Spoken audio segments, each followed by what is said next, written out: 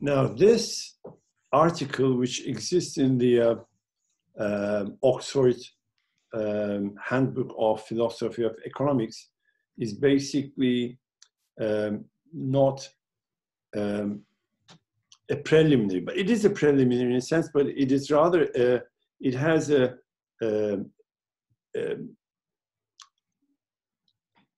argument about how economics should be and how it has been, and how it should be. So if you look at it as in its literal understanding, whether it's about ontology, it doesn't use the word ontology, but it's basically about the ontology of economics. But it does it in a way that it elaborates the position of economics since its establishment as a discipline, and looks at how it evolved in time and what its current stance is, how it looks like currently, how it analyzes it. At the same time, it is it looks at the, again, I'm going to use the word unfortunately, inevitably, the epistemology of economics, how it does its analysis and science. Indeed, if you join the philosophy classes of economics and this course in time, you will see that the philosophy of economics is a rather wide concept. It is, if you want to be a philosopher of economics, then you have to well digest all areas of economics. It doesn't mean that you have to be a specialist in monetary economics or a specialist in labor economics or industrial economics, but it means, it implies, it requires that you should know the basics of those, of the general disciplines of economics, so that you can gather and comprehend and say something about the generality of economics. So being a philosopher of economics, I'm using this word philosopher of economics is because most philosophers of economics is, this is how they call themselves. They don't call themselves as economists, but they call themselves as philosophers of economics. The main reason is that, as we shall see in this course, maybe not today, but next week, but maybe I shall briefly mention this notion, the interdisciplinarity of economics, whether it is or whether it's a completely different science apart from others, specializing and specializing. Now we have to elaborate this. We have to discuss whether economics is a completely different science or whether it's a part of all sciences, whether various subjects in economics are interrelated or whether they are they are all separate topics. Yes, so we are going to get into the new philosophy of economics, but before that, the contributors, the two guys, I can't remember their names. There's one Kincaid, the other one is somebody else, of this article in or chapter in Philosophy of Economics Handbook, or Handbook of Philosophy of Economics. Let me check. Yes, one is Don Ross, the other is Harold Kincaid.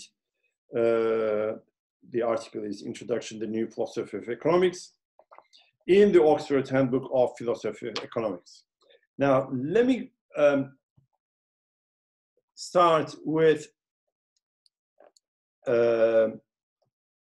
what they wrote this contribution in 2007, about 14 years back, when there was the 75th anniversary of Lionel Robbins, when Lionel Robbins wrote Essay on the Nature and Significance of Economic Science. They depart from this book, Essay on the Nature and Significance of Economic Science, and try to elaborate this contribution, what they have written for the handbook, and so on. They say that, well, this article says, which was written right now, maybe 80, 90 years back. Yes, 90 years back. Robbins said, economists are less occupied with abstract ground and unified theories. Now, remember, if you go back about 90 years, you go to 1930s. And 1930s, to my opinion, was just the start of the time when economists were less related on grand abstract things, and they got into rather specialized technical things. That was when the margins revolution, or the neoclassical economics, was at its start or rise. Yes, as neoclassical economics had blossoming, and people were getting more and more technical. There was more usage of mathematics and so on. So the abstract ground theories, interdisciplinary social science approach was rather disregarded. Now, today, when we talk about philosophy of economics, ontologically, we should look at these, this understanding of economics, this approach to the generalization of economics, that it is constituted on two major concepts. One is the economics as itself. The other one is the philosophy of science. So if we're going to do something, if we're going to analyze the science of economics, how we should conceive it, how we should deal with it, it requires two things. One, you have to know about philosophy of science. Two, you have to know about economics. So it is stemming on these two main things. Otherwise, you would naturally become just a philosopher, a general philosopher of science, or you would be just a mere economist. But to be a philosopher of economics, you need to know both. That's why in the beginning of this lesson today, I said a good philosopher of economics should be a competent in all areas of economics. That doesn't mean that he should be specialized, but he should well comprehend what it is. So he should be good in kind of 101, 102, 103, 10, whatever it is. I mean, or 404, 405, 405, all of them just at a good level, and then learn about philosophy of science, and then become a philosopher of economics. Now, the old and new philosophy of science. We will come to the new philosophy of science, but let's start with the old one. Now, there is the official paradigm of scientific disciplines. The official paradigm of scientific disciplines is that they kind of disregard high heterogeneity. What we mean by heterogeneity is if scientific disciplines are overlap, then they become more and more heterogeneous. Now, the development of science has been, until very recently, which we shall see, the new philosophy, until very recently, the 19th century line had been, or route had been, more and more hiding of heterogeneity, and that was the official paradigm, yes? Now we shall come to this paradigm issue because it's very important. How paradigms do change and how scientific disciplines change with the Kuhnian understanding. We shall come to that. Now, 1950s and 60s, there was immense empirical work alongside mathematical theory. We know this because it is still current and quite widespread in departments that everybody is interested in empirical work. The more sophisticated empirical you do, the more scientific it is, yes? Otherwise, it's quite useless because he hasn't used anything technical, yes? And then you kind of degrade it as it's being non-technical, rather not scientific, kind of non-scientific stuff. This is the turning or the second phase of 1950s and 60s, the renaissance of neoclassical economics. The neoclassical economics started by 1930s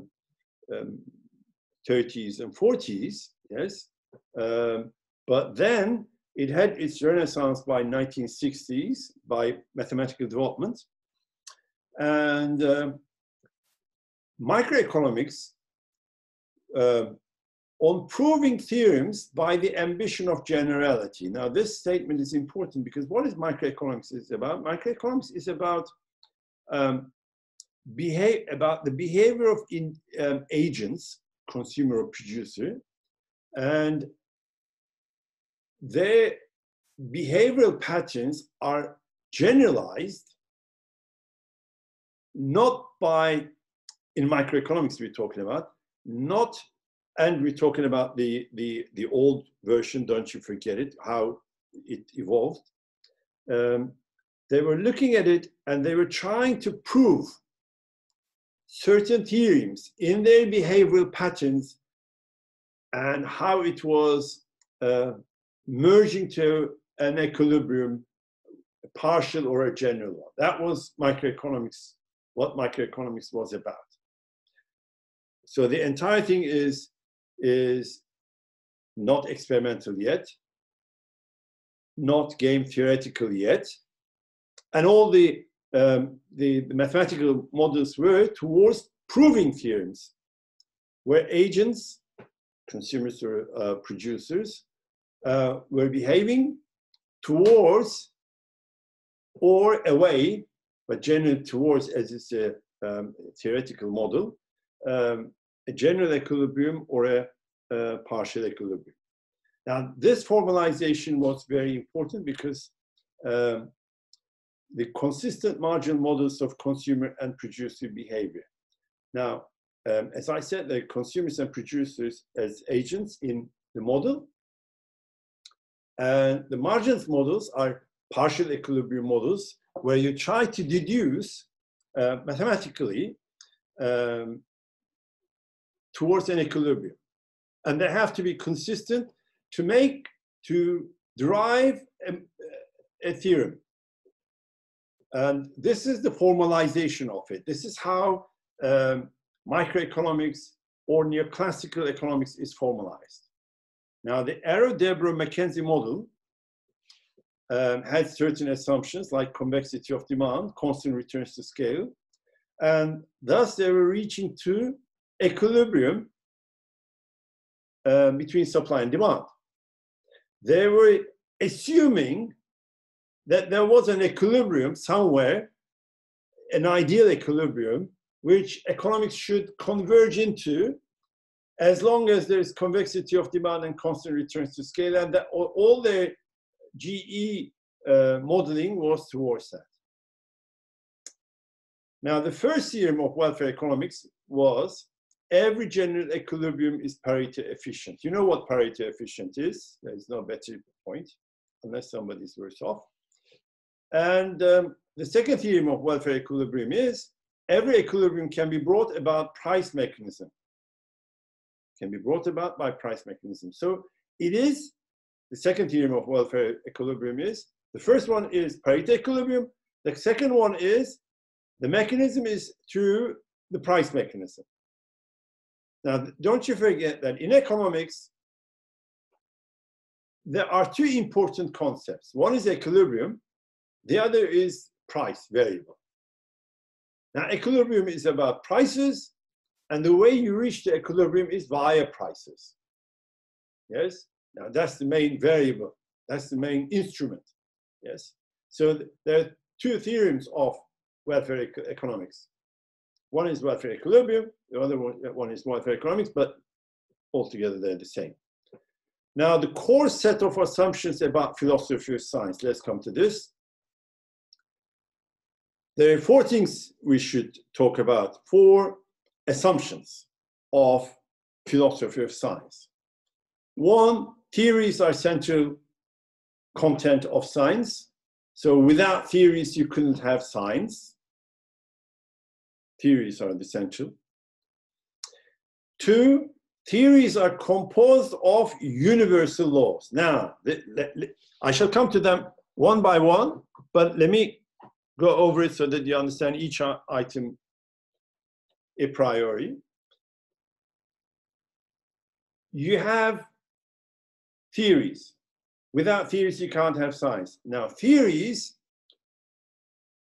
do not emerge per se, but theories rely on certain laws, and these laws are universal laws. Now, this doesn't mean, this implies that a philosopher creates a theory when it sits under a tree and thinks about the universe and says that there is a relationship, a causal relationship between A and B, A influencing B, and that's what I think, so this is my theory. When he says that, he should be in use of certain universal laws. Without universal laws of science, whatever philosopher theorizes, it should be defunct. It should be, it shouldn't be formal.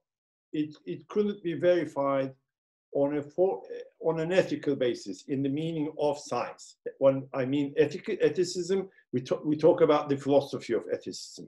Yes, we're not talking about stealing and lying, but we're talking about the rules of science. Yes. So philosophy is inferred by formal logic. Yes. Now this is important. This is what I'm trying to say. There has to be a formal logic which is which gives me a certain restriction, so that the theory I create is conforming, is in conformity to universal laws. Now, number three is there should be clear definitions in terms of necessary and sufficient conditions. Now, we know that these two are very important concepts of logic and epistemology. Now, when you handle a topic and you try to reason it, explain, how do you explain it? There are some necessary conditions. Without them, it's impossible. And there are sufficient conditions. Now, sufficient conditions are not auxiliary conditions, plus conditions. They are also requirements. As long as they are, then it is explained in a more robust way. Yes. Let me give you one example from politics, for example. Okay, let's give the example from economics. For economics, for the price to be higher, the necessary condition is demand should be higher. Yes, this is a necessary condition. If otherwise, If demand is not higher, then a rise of prices or the price of a good would be impossible. Now, what is the sufficient condition? The sufficient condition is the supply elasticity should be inelastic. In other words, when demand is higher, supply would not be able to reflect. Otherwise, then there would, yes? So the necessary condition is here on the supply for a price rise. Yes? Now, this doesn't mean that the sufficient condition is unimportant. It is equally vital, but the necessary condition is without it, there would be no explanation. Now, explanation and confirmation are two different but important concepts in analysis. One, you explain how the relationship is, then confirmation is the verification of it. Now, you can explain anything, but as long as you don't verify it, yes, as long as you don't confirm it by the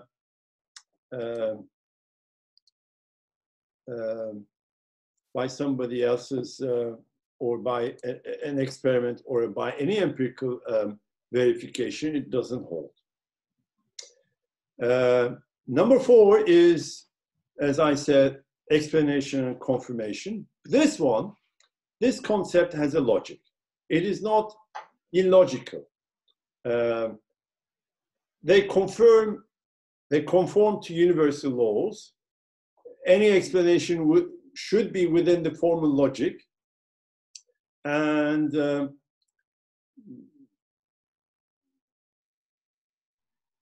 it doesn't need to be to rest on empirical knowledge. But once it rests on empirical knowledge, then it is confirmed, and which is part of the logic of science. Now, number 5 is holism. Holism, holistic approach. This is nothing to do with holy. Holy is about something spiritual. Yes, holy is about sacramental. Now, the holism we talk about in philosophy is, or in science, is looking at concepts as a whole without compartmentalizing them. See them as a whole. To see the big picture is called holism. Theories as wholes are related as units in evidence.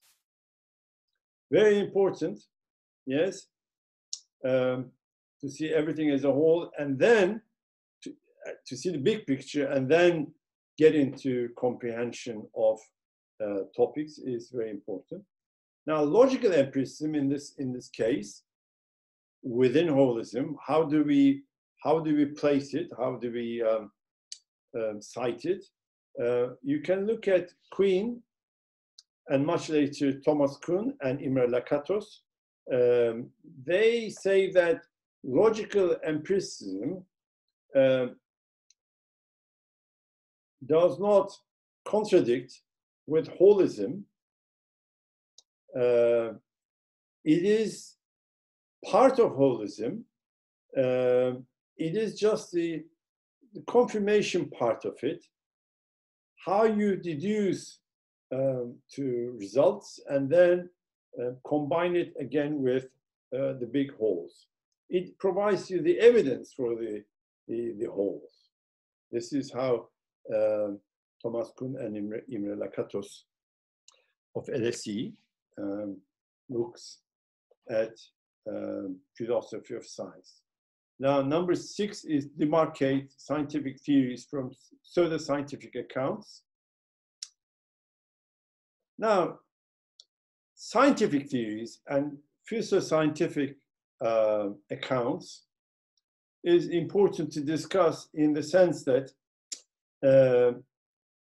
we have science. For example, let's think of science, something from economics, for example. Some 50 years back,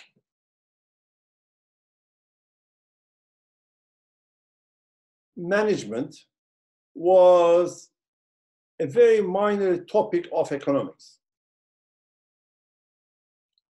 Management theory, management issues was within economics, within economic faculties, and it was a discipline under economics. Economics was the science, management was the sub-science, let's say, a branch of it. But in time, it became a completely different branch.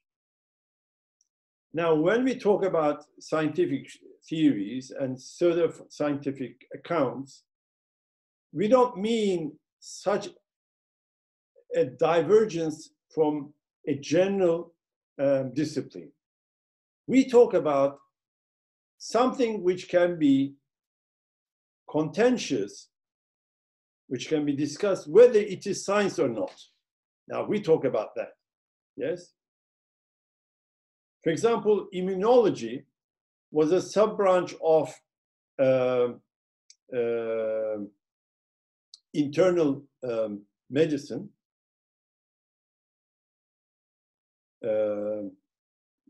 Infectious diseases was part of internal diseases, dahiliyenin bir parçasıydı. But now it is still part of it, but it's as big as general internal diseases, so large. So sub-branches of a science can develop so well that it can be a separate. Now, this one is not about it. This one is, as I shall give you examples, is there's a science and there's a kind of quasi-science which uses this science, but is,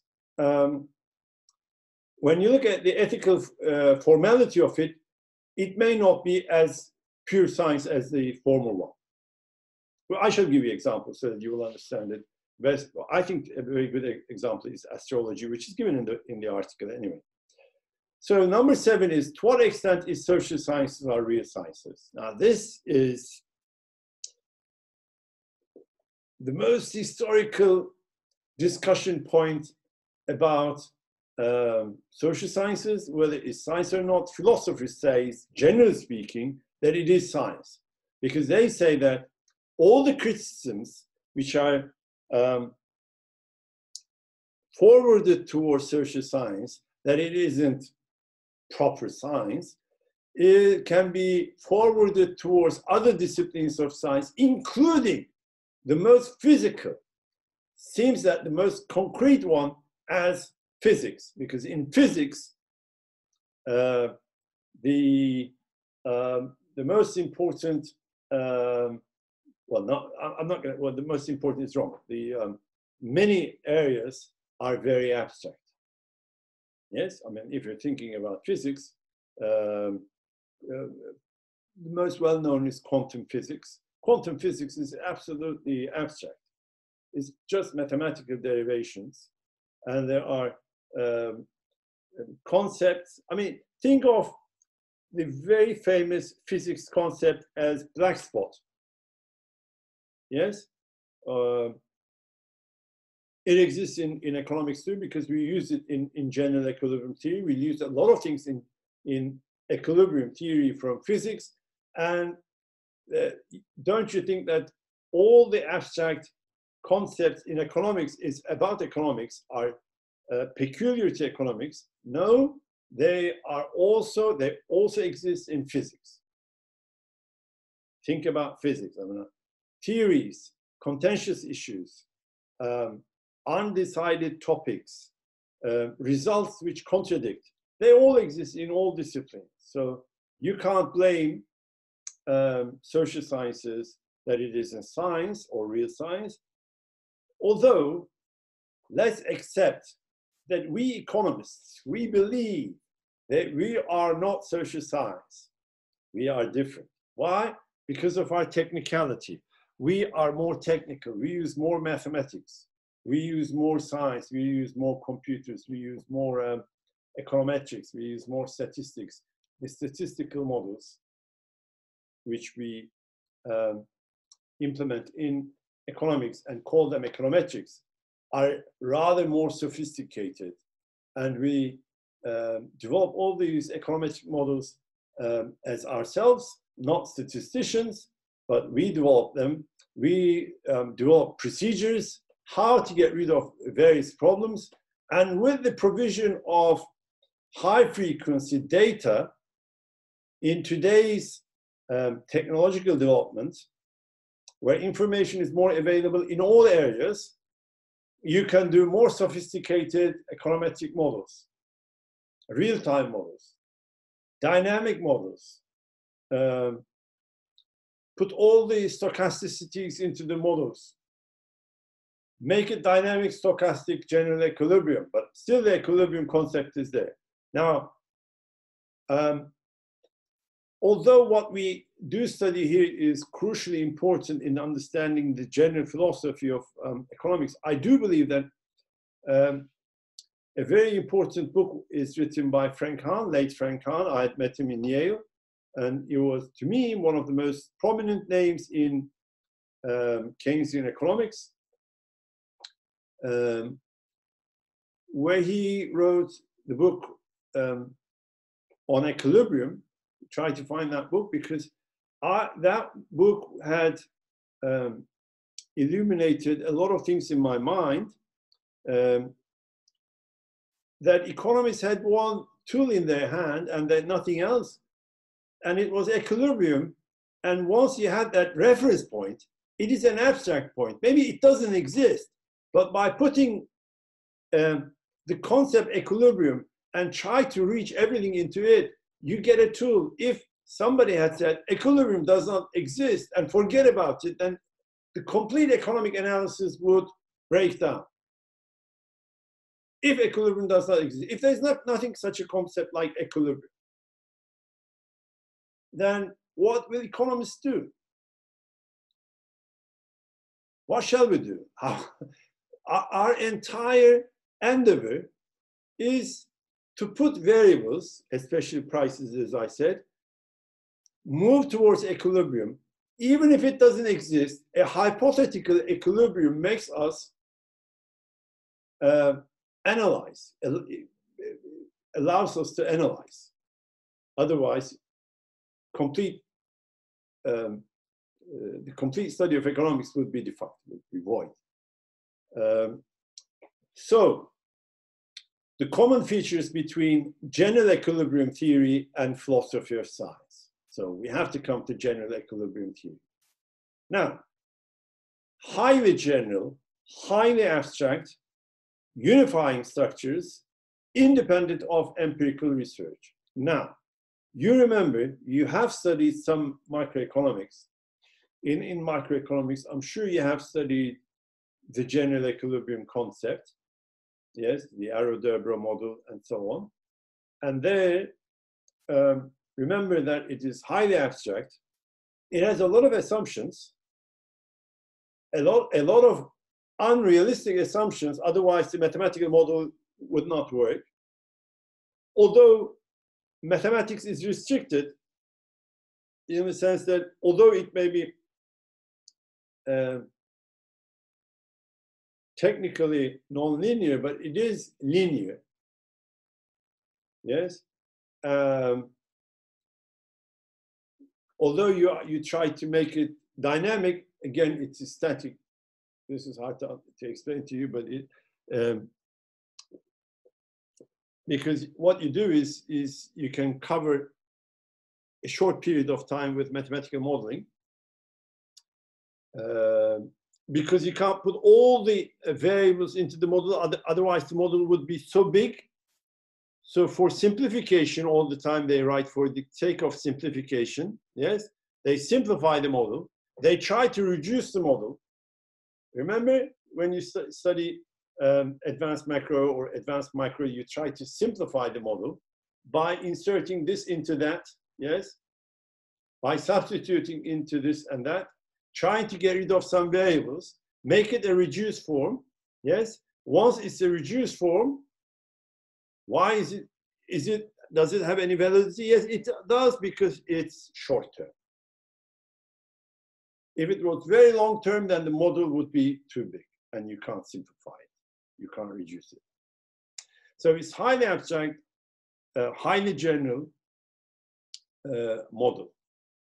Now, neoclassical general equilibrium theory is very typical of philosophy of science. I tried to explain this.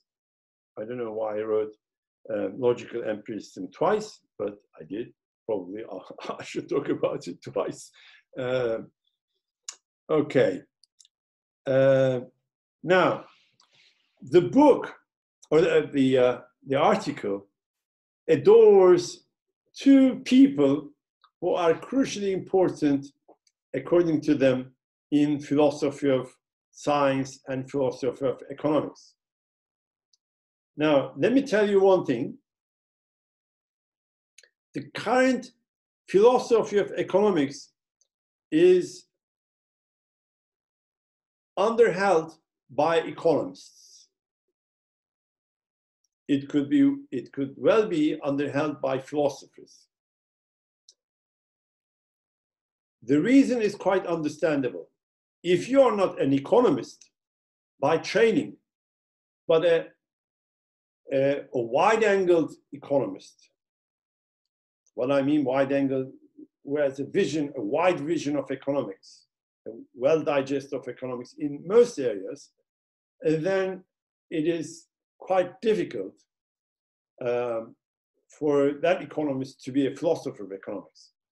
Now, Daniel Hausman and Axel Rosenberg are both economists, but they are philosophers. I did tell you about the Daniel Hausman's book, which got 4 editions. He's in the States. He's a very important man. He was in the LSE for a while, and he had a PhD student called Julian Rice, which I used his book in the undergraduate book, Philosophy of Economics. Now, Julian Rice is in Durham University, and I do believe that he was a good PhD student, despite the fact that Daniel Hausman is somewhere beyond. Now, we have laws about microeconomics. You know these laws. I'm not going to repeat them. Hausman questioned these laws. He questioned these laws on the grounds of ceteris paribus. He said that as these laws are assuming so many things unchanged, there are so many restrictions in the model, that you can never be sure about how realistic the model is. So he questions the general assumptions of neoclassical economics. Let me give you one example. One of the very known, simple, this is what you know. The very known, well-known assumption of neoclassical economics is what? Many buyers, many sellers, perfect information, many assumptions. All these assumptions, yes, are unrealistic assumptions. Once you put all those assumptions, then naturally the outcome will be price equilibrium. Then you can get general equilibrium. Then your theory works. But what about the assumptions? The assumptions are question mark. Is neoclassical theory a progressive and degenerating research program? What kind of a program is it? Is it a progressive program? Is it has it contributed to the progress of economics? Or on the contrary, has it hampered the development of economics? Now, my personal belief is that neoclassical economics has contributed to the science of economics, to the discipline of economics to a large extent. Although we have certain assumptions, we can question those assumptions, we can we can aim those as the realism of those assumptions, whether they are correct or not. If we had no discipline, neoclassical economics provided us a discipline. Now, we don't need to be within that discipline, but until today, we use that discipline and there was a development in economics. You can be a counter-neoclassical economist. You can be Keynesian, you can be a radical Keynesian, a post-Keynesian, whatever. Don't you put myself into those soft neoclassical Keynesians. I've never been one of them. Yes, I was rather being brought up in or being getting his education in Britain. I was kind of brainwashed with Keynesian ideas and other post-Keynesian ideas. So I'm not, but all of us, even being educated in Britain, we still do use a lot of neoclassical analysis. Otherwise, we would be in complete inaptitude of looking at things. Now, what were the paradigm shifts in the history of economic thought? There were shifts in economic thought. I'm not teaching you a history of economic thought, but we know that there was the classical theory, there was the neoclassical theory, there was the Keynesian theory, there was the post-Keynesian theory, there was the new Keynesian theory, there was the rational expectations models, there was the collapse of rational expectations models. Then today there are new Keynesians, but at the same time there are some others, weird others, temporary, not contemporary, contemporary, but also, to my opinion, contemporary scholars like DSG models, you know, all those approaches, how do they emerge? What happened? And there was a shift in economic thought.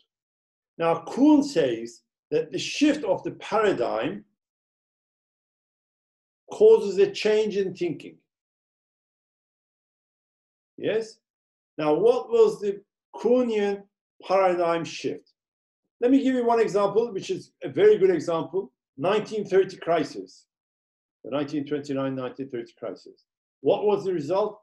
Huge unemployment. The immense unemployment attracted the attention of John Maynard Keynes, and there he saw that the typical classical economics was aggravating the unemployment problem, let alone sorting it out. There was no move towards labor market equilibrium. And indeed, when there was a deflation, stagflation and deflation. First there was an inflation, but then there was a stagnation. Classical economists started talking about budget deficit and trying to have a more conservative budget, which aggravated the problem. Now Keynes, when there was the paradigm shift, a new phenomenon which appeared, he talked about changing the theory. Yes, this is how the history of economic thought changes. A paradigm shift, and then there's a thought change of approach, economic approach. Is abstract character of general equilibrium theory defendable on empirical grounds? Now, this is also a very important question which should be discussed. Now, general equilibrium theory, as I told you a couple of minutes ago, is a rather abstract theory. Yes? Now, could you verify it empirically? Now, this is very hard because it's abstract and you cannot make it concrete by using data or mining data which can be appropriate for that analysis. Though there are general equilibrium models, computing general equilibrium models, computable general equilibrium models that try to use the forecasting of certain variables with the usage of empirical data. Let me repeat. You know the general equilibrium models, the abstract ones, as in microeconomics, but there's also the general equilibrium concept in macroeconomics, which is not far beyond microeconomics anyway.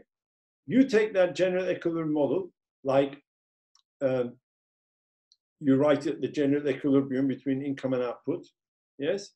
And from that, you expenditures and output is an equilibrium. And then you get into details and you try to compute with, say, 264 independent variables. And although there's one reduced form model, try to forecast growth, for example. Yes, but it starts, it demarcates or departs from the general equilibrium model. It is possible. Is it defendable? Well, as I said, as it assumes a lot of things, as it will carry a lot of errors, and as the models can be discussed on various grounds, whether the model is correct. I mean, what I mean is the econometric models and the methodology which is used. Yes, it is a big issue, but still it can be used. Now, tenets of philosophy of science. Now, I'm going to talk about 7 tenets of philosophy of science. Yes, I did tell you. I said theories are essential. I talked about theories, laws, and formalization. There is the conceptual analysis. The logic of confirmation and explanation are important. Holism, science and pseudoscience, and scientific social science. Theories are essential, but even in theories, you have to have laws and they have to be in a certain formalization. Conceptual analysis is important. Confirmation and explanation, the two things are important as necessary and sufficient conditions. Holism of subjects, the way you look at topics at a general level. Science and pseudoscience, certain disciplines of science, can they be called a science? A very good example is astrology. Astrologists say that we are science. They do science, astrologists. I mean, every week on the Fox TV, there is Hande Kazanova. She appears, yes, a very nice looking lady, and she talks about astrology in the sense that they read so many things, they look at the stars, they have tables, they do a lot of analysis. They don't just make things up. So it is kind of scientific. Is it scientific? Now, if it is scientific, then why don't we have departments at the universities? Now, are universities so conservative and do not allow departments for there? Or are they not empirically verifiable? Because whatever they predict, they must be tested. Okay, the explanation is okay. Okay, I said complete. I didn't say complete, but logical. But what about the confirmation part of it? What about the holistic part of it? Is it part of, yes, it has relations with the stars, with astronomy. It has relations with sometimes statistics, they suggest, yes. They have some holism, but is it, why aren't they science? Are they science?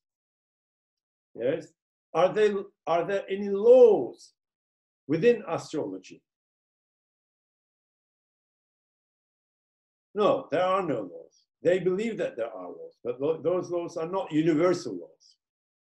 They say that, no, they're universal because the Mars is there. Yes, we can see the Jupiter, which is going to move biannually, whatever they are making it up. So it is completely scientific. Yes, is it scientific? Who believes in it? Now, another thing is the social acceptance of science. I mean, there has to be universal, global acceptance of a discipline for a pseudoscience to promote into science. Otherwise, it will remain as a pseudoscience.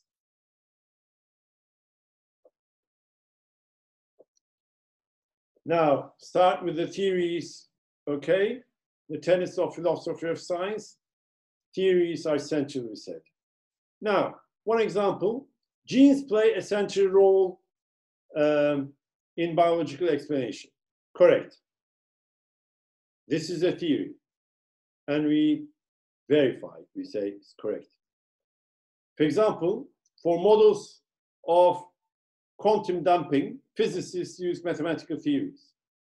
Correct, because you have to use mathematical models or theories in quantum physics. The physics use mathematics. Again, accepted. These are theories, and you have to use them in explanation. There is much more in science than theories. Forget about this. There is much more in science than theories. Now, science is not just theories. We have other things to do apart from theories. For example, empirical setup, instrumental calibration skills. We need them. We need modeling ingenuity to sit for facilitating statistical testing, mathematical insight, experimental and data analysis, paradigms, social traditions. I shall come to these paradigms and social traditions, social norms, and social organizations. All are important in the content of theories. Now, if you're talking about social sciences, then social sciences, paradigms, social traditions, social norms, and social organizations are also important in science. But in social science, if you're talking about rather less of social science like economics or other scientific topics, subjects, disciplines, then empirical setup, instrument calibration skills, modeling ingenuity to facilitate statistical testing and mathematical insight, experimental and data analysis, which is quite recent due to game theory, become more important. Now, for example, the econometric skills I do have currently is rather old because I did my PhD some 30 years back, well, 30 or 40 years back, and not 40, but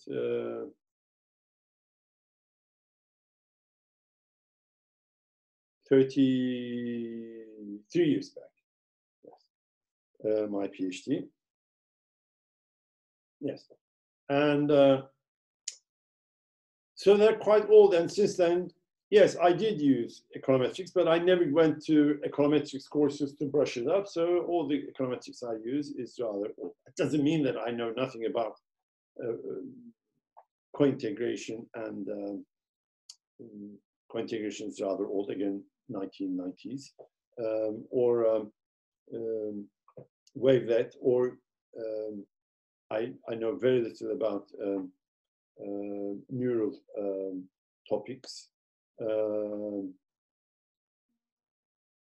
which is rather related to AI. But when we sit and with my colleagues, when we try to write something, I have two skills. One, I write the model because I know intuitively which variable is more related and which variable is nonsense. So the setup is important. The instrument calibration, which instrument should be used, that's a skill you need. And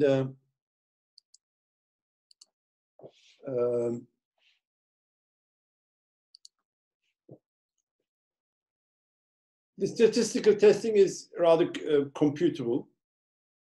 The mathematical insight is the a priori condition of the analysis. Then you get to data analysis and so on. Now, the paradigms and social traditions are important because without, I was talking to you about Kuhnian paradigm, very important, the paradigm of the society, the social traditions of the society. Without them, the model would be very dry, would be very restricted. You would definitely contain all the social traditions. Now, give you one example. Think of the price mechanism. Talking about the price mechanism, without taking care of the social behavioral patterns of this society, then it would be completely restricted. If you say to the Turkish society, stay at home, there is a lockout, yes, in a weekend, they don't stay in the weekend at their homes, especially if the weather is fine. Now, you know about this, but if that was in Israel or if that was in Germany, they would stay at home. That is a social tradition. That's part of the society. The social norms, the social organizations are similarly important. For example, the president said there will be a lockout for the restaurants and cafes in Ramadan. In Ramadan. Why? Because in Ramadan, they may have big iftar tables.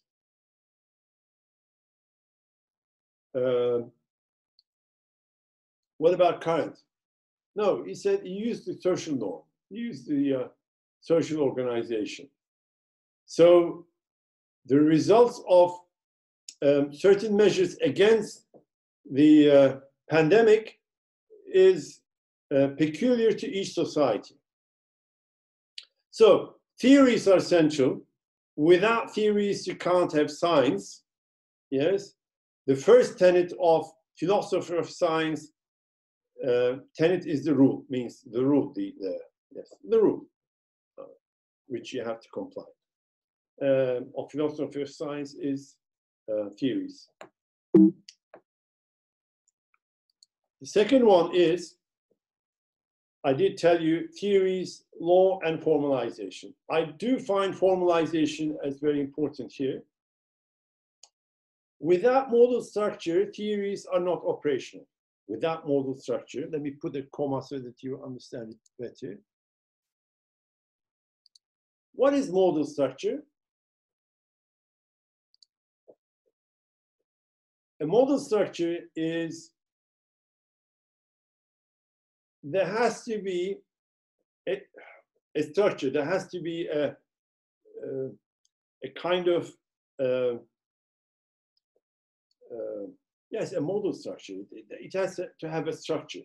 Otherwise, theories will not be operational. They will be without roots, without any dependence, without any explanation. They must have all theories must have a model structure. The model structure, model is it again means structure, model structure. You know the word mode meaning kind of structure, structural structure. but that's it. Theories are not operational. Well, this is quite straight. I believe it's hard to explain because it's quite obvious. Now, induction is not always. Let me give you, just in case, if one theory, give a better example so that just in case that this is not obvious. Give you one theory.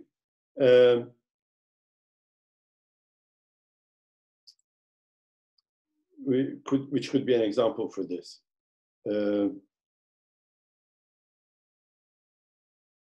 Yes, let's say Ando Modigliani consumption theory, or permanent income hypothesis theory of consumer.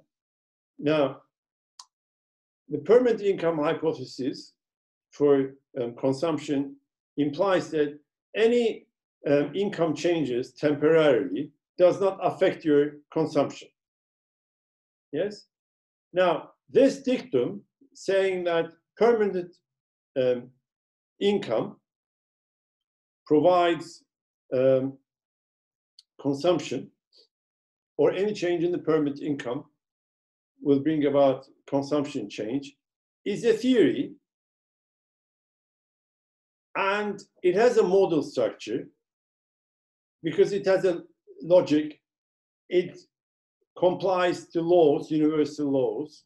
It is within the ethical logic, ethical formalism, so it is operational.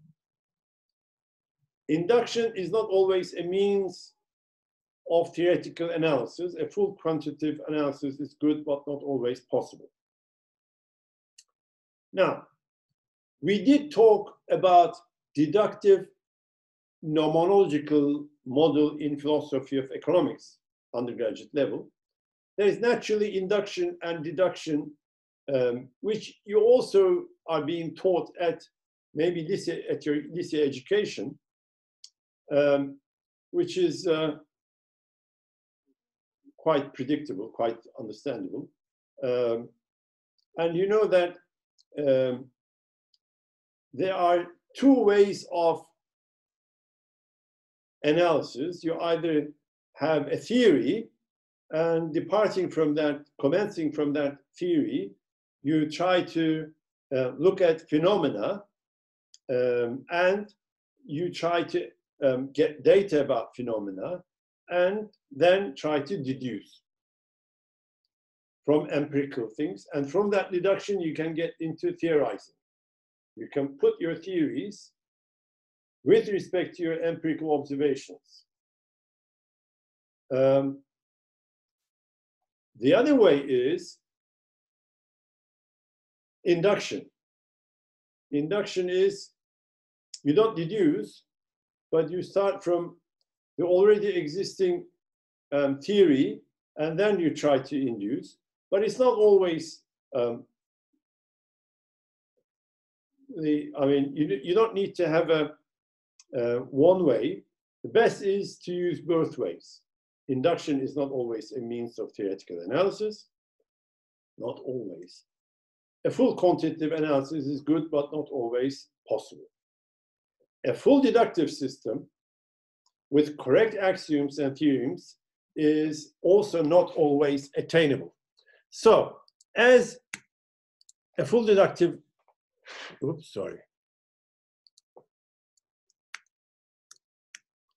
as a full deductive system is not attainable by its axioms and theorems always, and as induction is not always a theoretical, is not an appropriate means of theoretical analysis, you have to use both, which is the best combination or synthesis of analysis. Then number 3 is, don't you forget, let's not pass, theories are essential. Theories, laws, and formalization with it. Yes, deduction and induction, and the model structure. And then we come to conceptual analysis. In conceptual analysis, we did talk about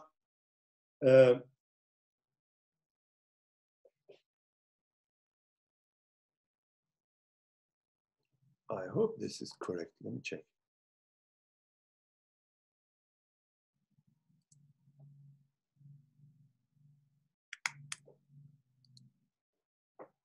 Yes. There are necessary and sufficient conditions, but necessary and sufficient conditions imply that I have a law or a theory in which I used in the explanation of a phenomenon. Now, the laws and theories are about regularities, but I will have a big difficulty in explaining the prototypes.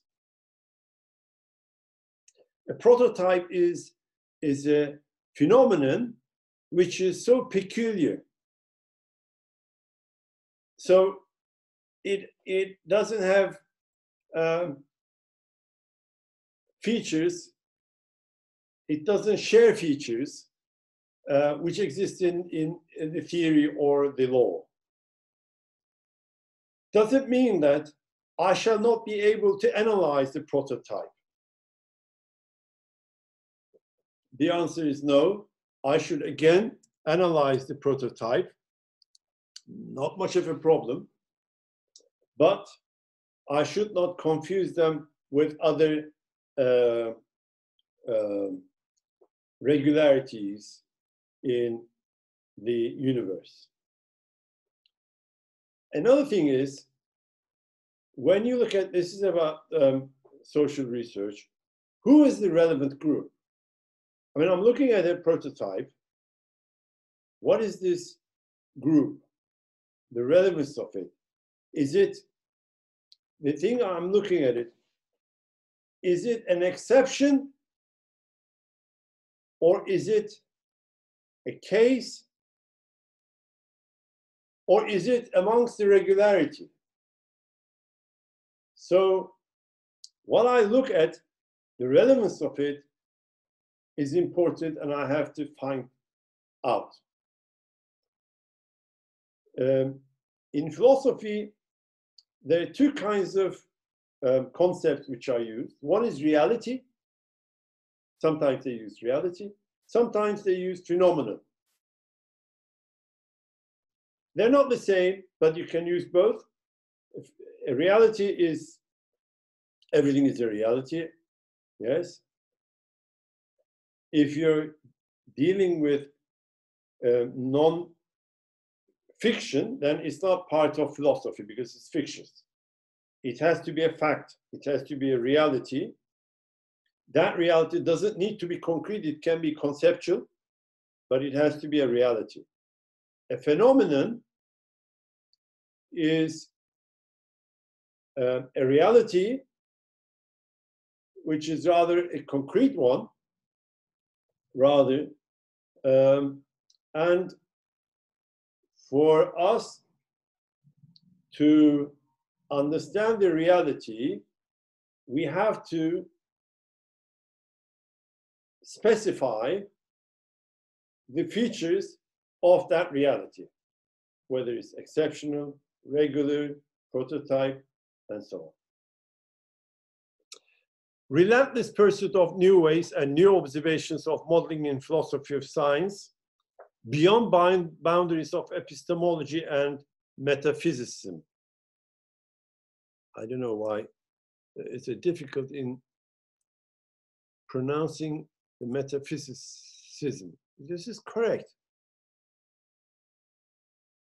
Yeah, why doesn't it understand?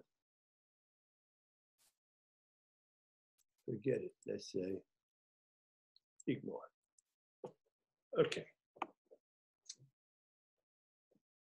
What is science about?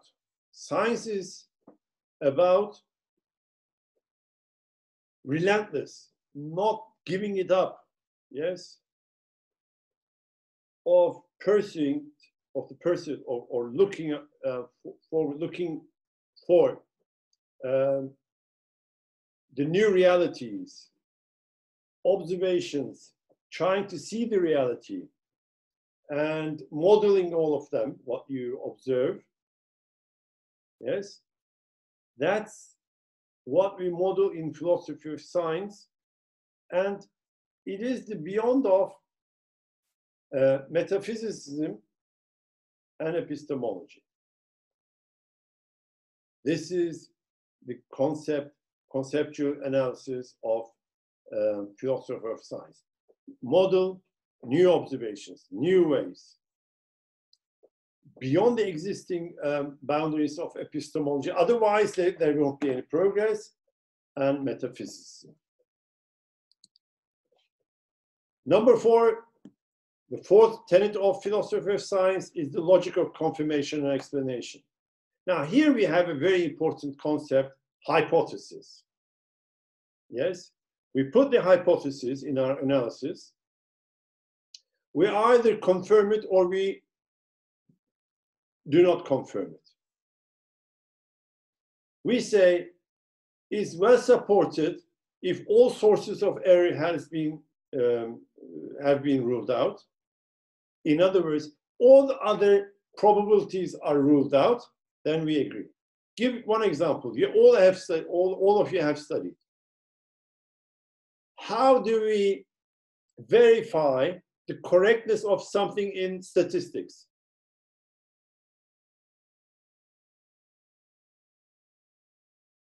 How?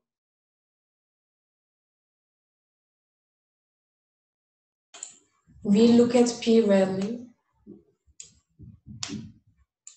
No. Which value? P-value, yes. Probability value. Pardon?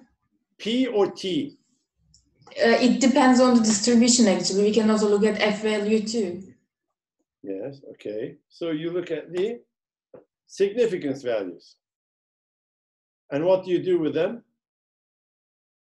If it's lower than the, let's say, 0.5, or it depends on the significance value, we can say that. What? Let's not make it too long. We do not, we verify the correction of an analysis by finding out that the error term is insignificant. Yes, we do not say significant, but we say the error is insignificant. So the statement is correct. So, yes. So again, in philosophy of science, as long as you verify, you confirm that the error term, all other sources of error are ruled out. Like this would never happen, that would never happen, the other thing would never happen, the other thing would not happen. Thus, if all of these do not happen, then prices, we know that, will rise. Yes? So you must, the procedure is to rule out all other errors.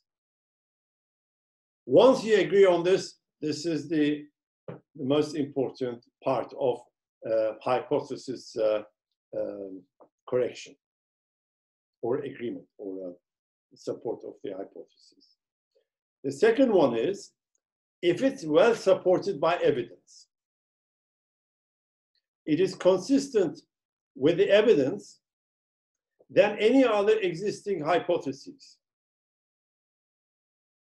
You say A is supported by evidence. Yes. B is also supported by evidence.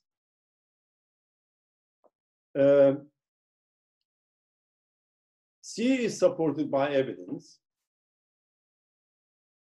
And A is, the evidence of A is higher than the others. This one, this confirmation, is a weaker confirmation than the first one. Doesn't mean that it's it's not explanatory. It is explanatory, but it's a weaker one. So a hypothesis testing is the core of analysis, scientific analysis, and one of the tenets of philosophy of science is that you have to have confirmation on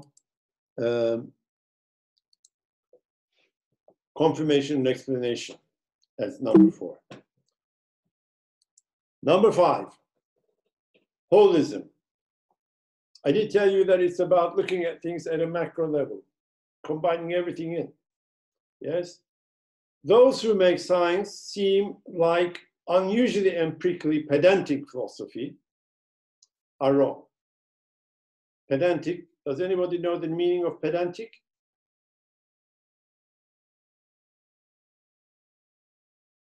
Pedantic philosophy is explanatory philosophy. Try to explain things, right? Those who make science seem like unusually empirically pedantic philosophy are wrong. If you look at things on a completely empirical basis, then they're wrong, because you can't verify everything empirically. You need abstraction too. It is a fallacy that every hypothesis testing is tested in conjunction with a background theory that evidence only bears on theories as whole. You have to have at the backdrop a theory which well explains the relationship. And if you do an empirical analysis without any empirical demarcation, then you will have, it will be completely irrational. Let me give you one example. This is a very good example, I do believe. Sadullah, probably Erhan was in it too, but Sadullah was definitely in it. And myself, we did an econometric study on consumer confidence index, that which I brought into the Turkish economy in 2001.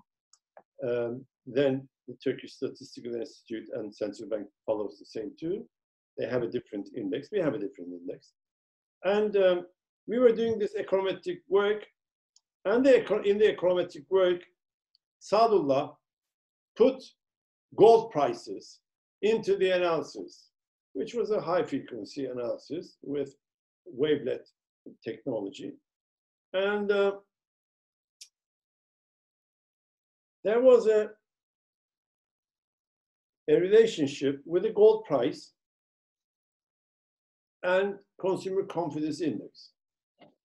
And the relationship was significant.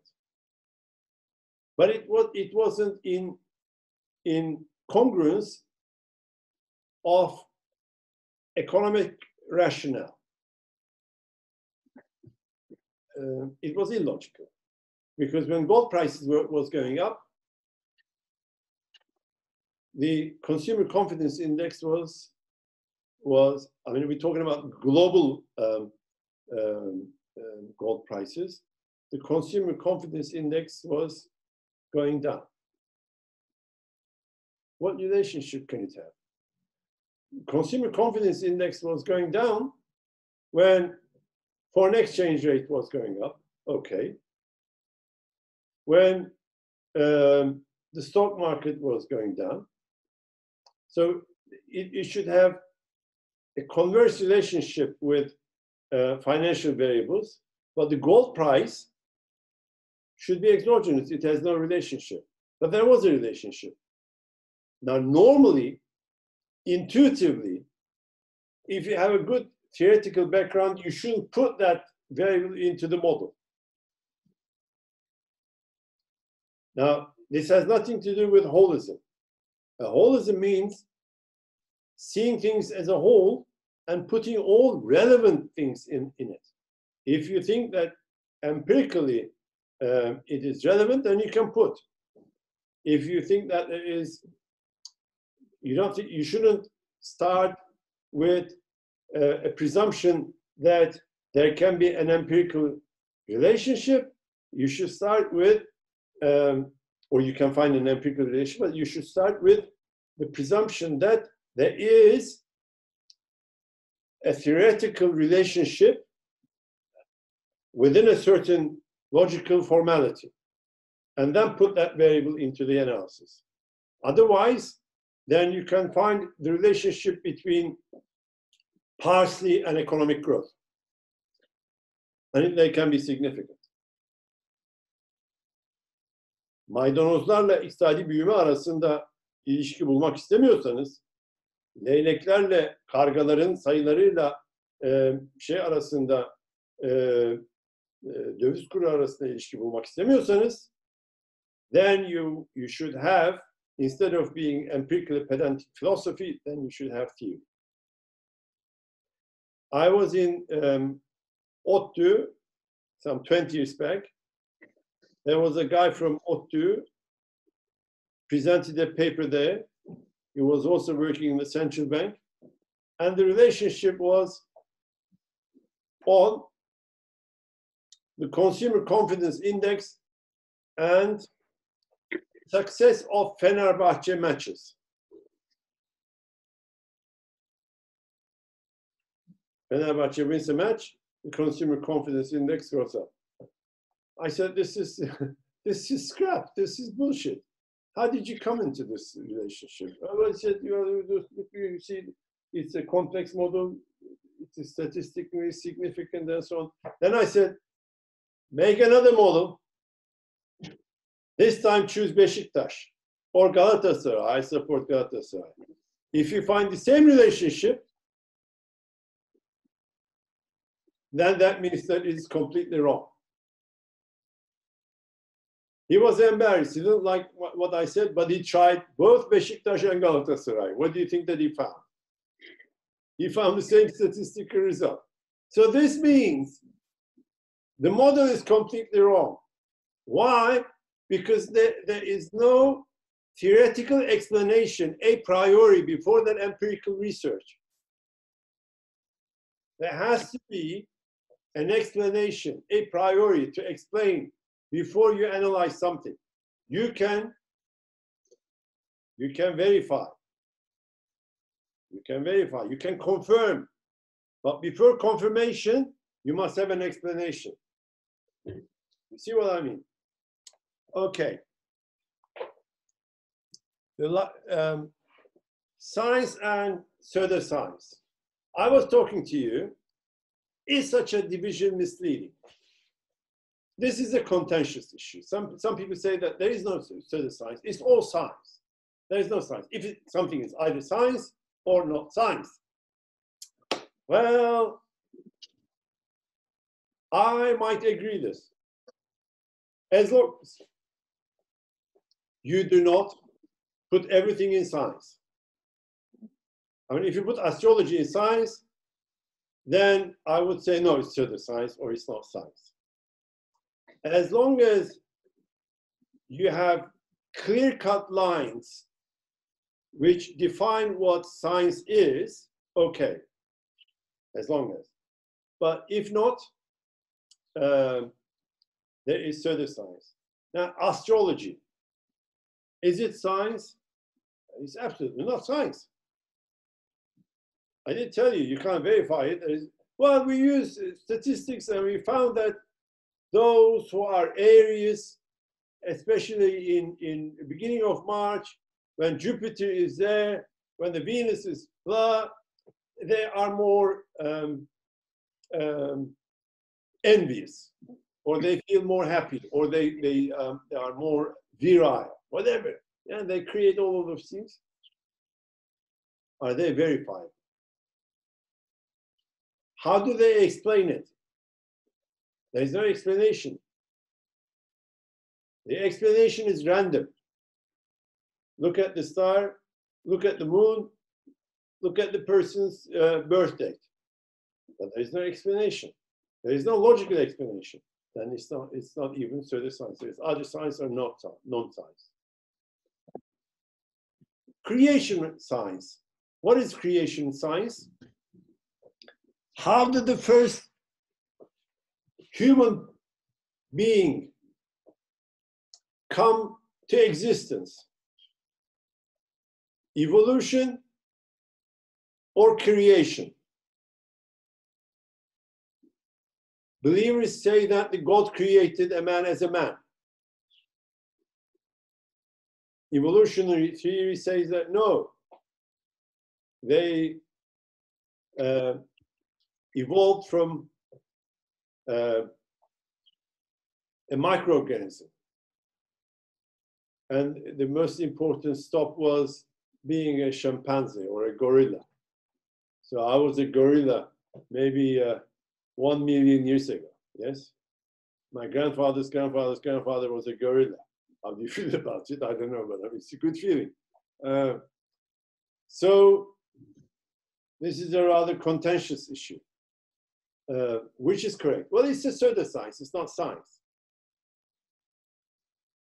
You either believe in it or you don't believe in it, and there's no good explanation, scientific explanation. Rationalist sociobiology. Remember 1930s? Those who believe in the superior race, biologically, was creating, according to their theories, it was creating a superior nation or a race. Biologically, that superior race was creating a superior society. Do you believe in this? Well, in today's sociology and understanding in science, this is, if you don't believe that it is crap, you may think that it is pseudoscience. But you know, they would never take it into the science. Yes, because believing that there is racial superiority mentally and socially, then nobody would take you into the world of science. Number 7 is scientific social science. Now the last one. Genuine scientific status of social science. Are we scientists? What are we? Economists. We do a lot of mathematics. I know more mathematics than chemical engineers. Who thinks that I'm not a scientist? I know more econometrics than any medical doctor. They use biometry, I use econometrics. The econometrics I use is level 1 million to the 100. Who believes that there is science? I'm not science. They degrade me kind of social sciences and think that they are something great, medical. Is that correct? Philosophers are good people. They say, no, it's incorrect. We're as good and as superior. They kind of flatter us, feel that we are as good. Are we as good? What is the progress in economics? In the last 50 years, there had been a lot of progress in medical science. What was the progress in economics in the last 50 years, except for debating and debating and debating, and a lot of analytical studies? Think of the stability of money demand. There was studies on stability of demand for money by Laidler in 1960s, econometric one, yes, where he showed that, David Laidler, he showed that demand for money was not stable with a cross-sector and long time series analysis. Same type of analysis is being underheld today with more sophisticated econometric studies, but still contentious. It was contentious by then between Keynesians and Munchers. Now it's contentious between post-Keynesians and some rather neoclassical economists, whether monetary aggregates can be controlled or not. Same discussions are there. What is the progress in economics, in monetary economics, or other disciplines of economics? Is there any? Now we use a lot of game theory and mathematics. Was there any progress in designing the economic structure in societies in the last 30 years? What is the progress? If there's no progress, what is science? Because science is for human progress. Now, Hocam, can I tell something? I think that there's an inconsistency between the written papers on economics and the market structure. I think economists are cannot understand the market structure better than anyone else. Actually, they just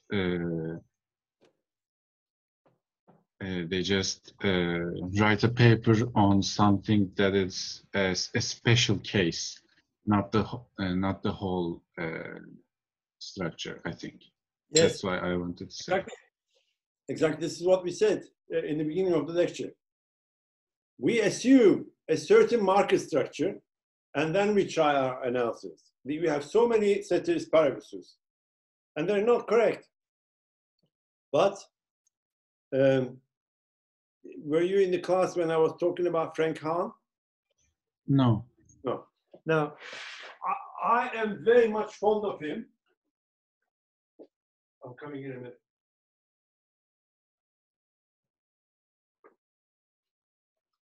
This is the book. You can't see it, can you?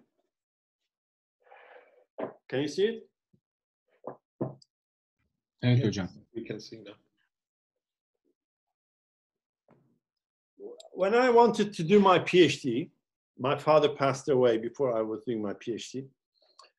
I wanted to have my PhD in the States because I had enough in Britain. So I went to Yale. This Frank Hahn was in Yale. And no, Frank Hahn was in Cambridge. I went to, I met Tobin in Yale. Frank Hahn was in Cambridge. I never met Frank Hahn. That's correct. But I read it when I was a master's student. Yeah, that's correct. And there was a friend of mine in my master's class, David. They had read Frank Hahn. And there was another friend of mine, Turkish guy, Osman. He was studying in Trinity College, Cambridge. They also studied Frank Hahn. I never studied Frank Hahn when I was an undergraduate student, but then when I was a postgraduate student, I read Frank Hahn. This book is so tremendous. It's an old book written in 1984, but the chapters are like this. Let me read the chapters. Expectations and equilibrium. On the notion of equilibrium in economics. This is the most important chapter. Chapter 3, general equilibrium theory. Chapter 4, some adjustment problems. Chapter 5, reflections on invisible hand. Chapter 6, the winter of our discontent. 7, on the problems of proving the existence of equilibrium in a monetary economy. Those who study monetary economy, but not in the sense of trivial things. Those who are interested in abstraction or abstract notions of monetary theory, on the foundations of monetary theory, Keynesian economics and general equilibrium theory, reflections on some current debates, on money and growth, the balance of payments in monetary economy, the monetary approach to balance of payments, Professor Friedman's views on money, monetarism and economic theory, why I am not a monetarist, economic theory and policy. Now the book is tremendous because in the book, I can't find it because it was some 20, 30 years back when I read it.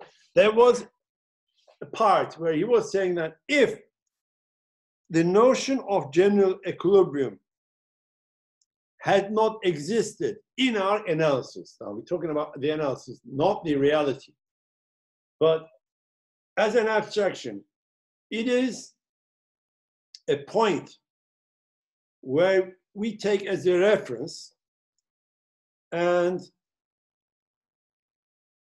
rely the entire economic analysis, assuming that there is an equilibrium, a general equilibrium. And to have that notion, the hypothetical notion that there is a general equilibrium, you have certain assumptions. All those assumptions may crumble. Why? Because you say perfect competition. It doesn't exist. Then you say perfect information. It doesn't exist. There's asymmetric information, blah, blah, blah, blah, blah. There are, for perfect competition, you say auction markets. Then you say many buyers, many sellers. You have so many assumptions. All those assumptions are unrealistic. Once you get rid of those assumptions, then you cannot have any analysis. Why not? Because there won't be a general equilibrium. We may be in disequilibrium, but being in a disequilibrium implies what? There is an equilibrium which we have to get into. Yes, which we have to approach to. Disequilibrium, if you're talking about, the markets are in disequilibrium. Like in Keynes, we are in disequilibrium. Okay, we're in disequilibrium. That means that there is an equilibrium. We are not in equilibrium, but there is an equilibrium. Yes? So the entire economic analysis relies on equilibrium, which perhaps never exists. It doesn't, there is no such a concept. Who says that there is an equilibrium? Maybe there is a chaos, like quantum physics. Maybe we're in a chaos. I mean, a very good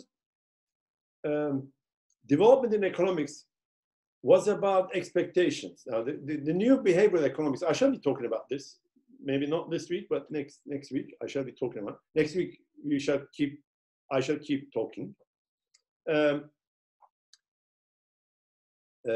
This experimental economics and behavioral economics had been very fruitful in the sense that it doesn't see agents as monolithic. So there are differences in between individuals. Yes, some are more rational, some are less rational, some have different likes, and so on, so on, so on. This had been very fruitful in economics, and different expectations. I'm not going to get into details. That's a big topic. Provide us multiple equilibria or multiple equilibrium, isn't it? You all studied multiple equilibrium, didn't you? You are all master students. Yes. How does it rise? It also causes financial crisis. Third generation of financial crisis series relies on multiple equilibria. It depends on expectations, different expectations. In all markets, there are different expectations and there are different equilibria, which doesn't collide into one general equilibrium, but multiple equilibria. So this is a theory which explains general disequilibrium. Equilibria, but general disequilibrium. Maybe there is no equilibrium anyway. I think this is a very important and good topic for our comprehension, for our minds. We never think about like this because we start from supply and demand. Yeah, a very typical, simple neoclassical model. And then all 4 or 5 years, maybe throughout your academic career, you believe in equilibrium and you move as such, then a time comes and you come to an age where you question whether everything exists or not. Yes, it's like becoming old and you think about life. What have I done in my life? What is economics about? I mean, is economics something productive or not? And so on. So the final thing, scientific social science, general scientific status of social science. For that, there are two conditions. One, questions about specific bodies of social research, and two, concrete inquiries into the evidential and explanatory success. The two requirements of genuine science. And if you have these two requirements, then social science is also science, a real genuine science. Questions about specific bodies. Yes, you should question those, which you will study. And you should have a formal, concrete inquiry with evidential and explanatory success. Once these are fulfilled, then social science is a genuine science, because all science is about questioning something, questioning it in a proper way, inquiring it, and explain it with evidence successfully. Yes, as long as these are verified, as long as these are substantiated, then there are no problems. Now let's get into old and new economics. I will continue. Oh, I have to go a bit. Let me do you have energy for another half an hour?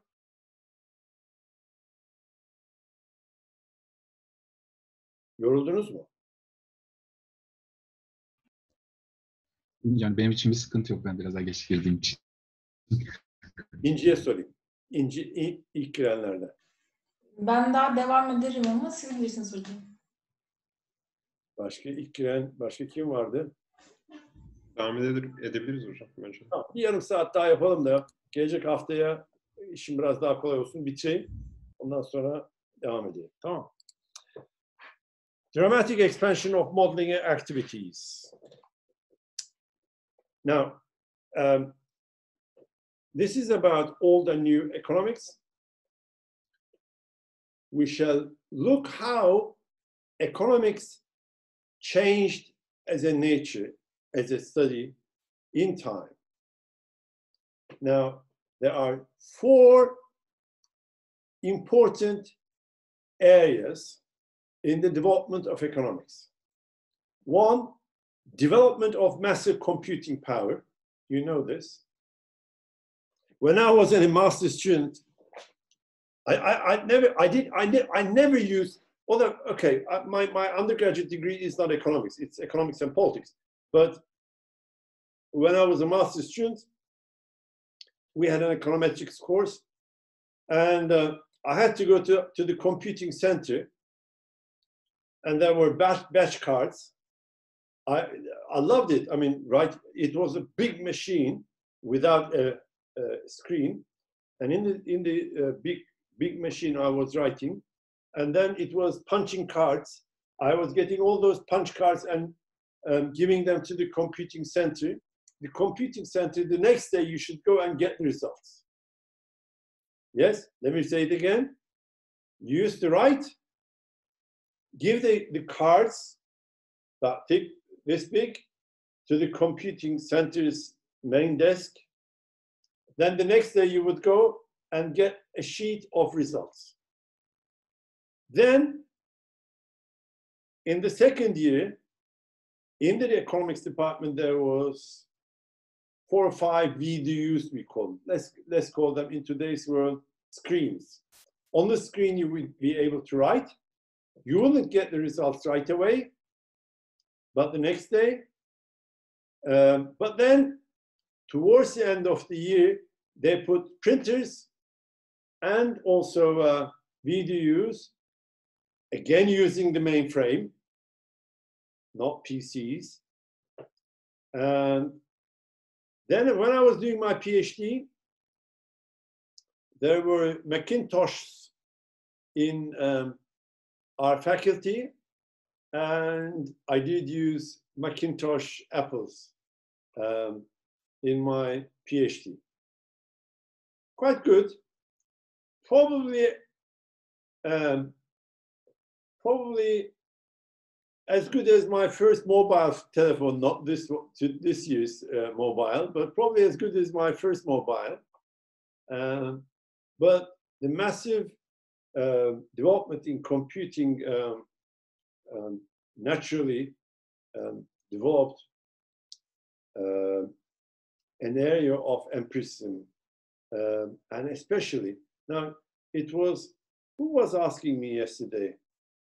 I can't remember, but somebody was asking me yesterday, why is there so much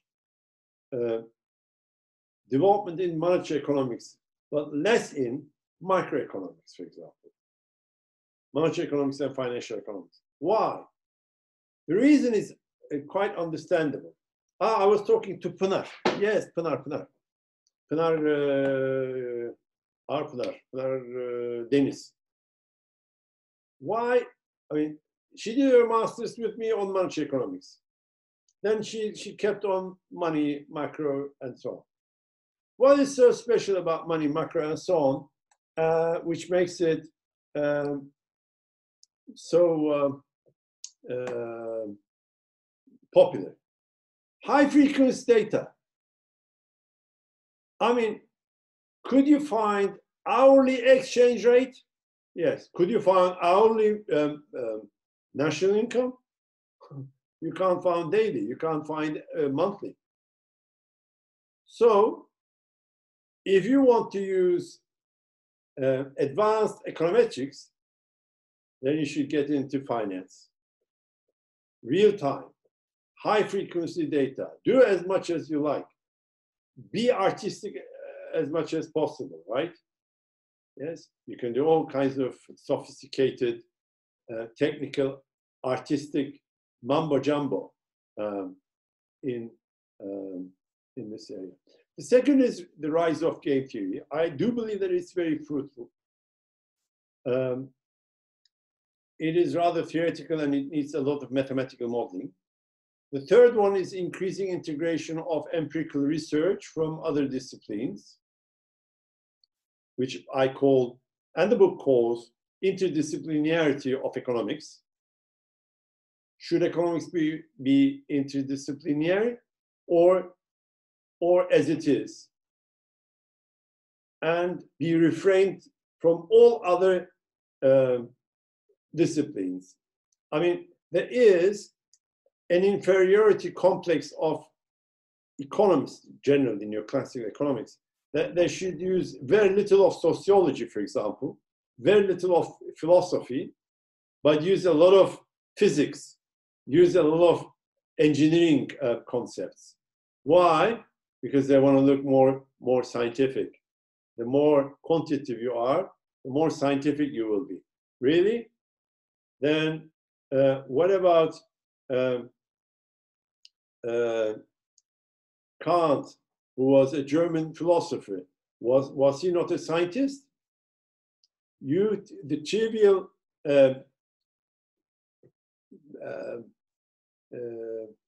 neural networks analyst, you think that you're more important than the philosopher of 18th century or 17th century Kant? That's nonsense. But he believes that he is. Yes? This is very interesting. The increasing turn among economists to empirical experimentation. Yes, these are the four areas which there had been a change in economics, major change areas in economics, dramatic expansion of modeling activities.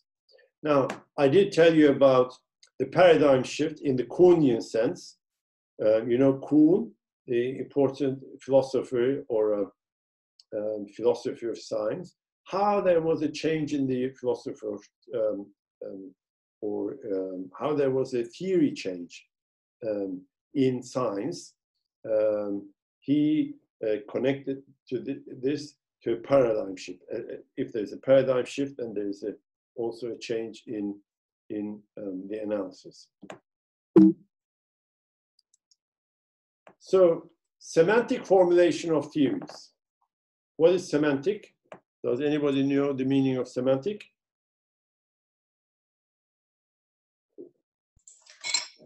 Like complex, like interdisciplinary. I remember like this. Semantic means yes. Explanatory formulation of theories. Now, economic theories by Kuhnian paradigm shift, I did explain you what this is. Mathematical experiments, computable general equilibrium models instead of GE models. What is the difference between computable general equilibrium models and normal general equilibrium models? One is statistically or econometrically verified. Yes, you use computers and you try to forecast the validity of that general equilibrium by empirical analysis. And once you do it, it becomes computable general equilibrium. It is the equilibrium which you reach by computing analysis. The mathematical experiments are all abstract, similar to physics.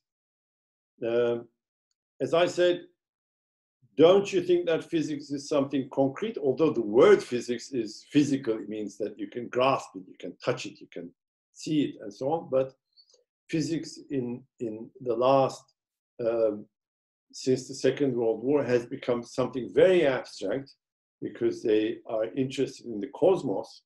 And once they are interested in the cosmos, not earthly things, it has become very abstract.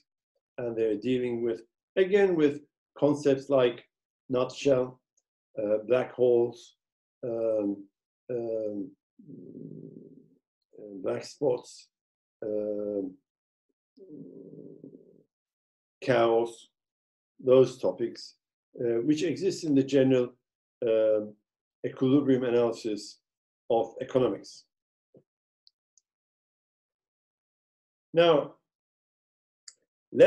I'm continuing with this empirical thing. Empiricism can be called number crunching. My thesis supervisor used to call, he was a microeconomist. He's retired now from Berlin University. No, from Munich, I believe, yeah. Finally, he was in Munich. He was in Canada.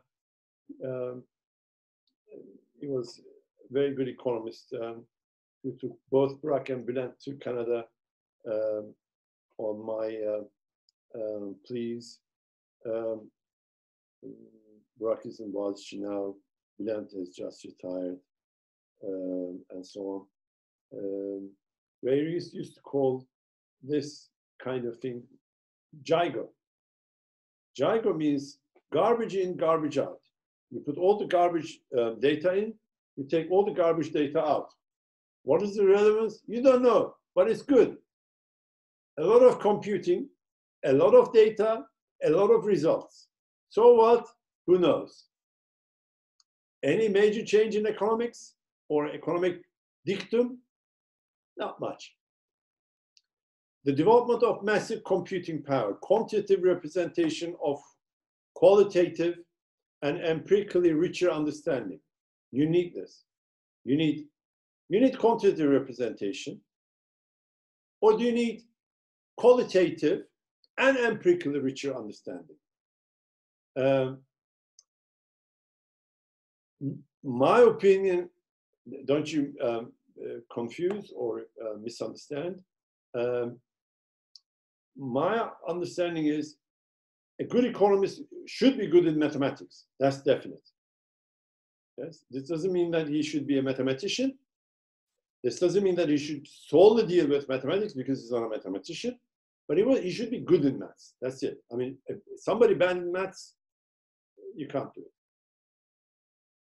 It doesn't mean that you should use mathematics all the time. John Maynard Keynes, was he an economist? No, by training, he was a mathematician. He was trained as a mathematician in Cambridge. Now, did you study the general theory book? Has anybody looked at the general theory book? You must have done. The general theory of employment, blah, blah, blah. Keynes' book. Is there any maths in it? As far as I remember, there was just one simple mathematical formula. One somewhere, I don't know where, but somewhere. He used no mathematics. He didn't need.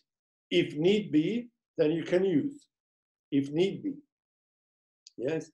So you need both quantitative representation, mathematics, and qualitative, but at the same time, empirical richer understanding. A single supermodel, isomorphic, such a model is epistemological pointless. What is isomorphic?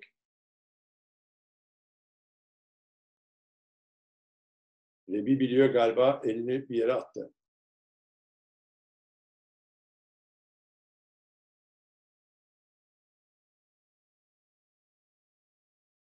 Burayı Türkçe söyleyeceğim. Felsefede, tabii ben şimdi biraz felsefe okuyorum. Ya İngilizcenizin de iyi olması lazım ha. Ya bunları söylemiyorum tabii. Bu felsefe tabiri. Fakat felsefe yazanlar bayağı İngilizce öttürüyorlar yani. Kelimeler çok havalı oluyor yani. Çünkü nüans farklılıkları oluyor. Ve o nüans yani çünkü bu felsefe beyni çok geliştiren bir şey. Yani böyle matematik gibi lineer bir şey değil. Abstraction olduğu için beyin müthiş gelişiyor. Ve şey yapıyorlar. Nüansları ifade edebilmek için tabii çok kelime kullanıyorlar. Ama çok keyifli. Yani çok keyifli. Felsefeyi 2 sene önce biraz okumaya başladığım zaman o zaman anladım. Yani düz ekonomi okumaya çalıştığınız zaman da 200 kelimeyle konuşuyorsunuz. Simitçi Türkçesi gibi. Yani çok basit. Increase, decrease, so, if only and if filan böyle yani kolay yani. Significantly işte bilmem ne. Ya öyle considerable bilmem ne. Yani 200 kelimeyle. Ama buraya gelince iş çok ağırlaşıyor. Isomorfik benzer türlerle alakalı. Yani o benzerleriyle eşdeğer. Tam kelime Türkçe ne diyorlar bilmiyorum. Bakayım şimdi Türkçesine. Benzerleriyle alakalı demek.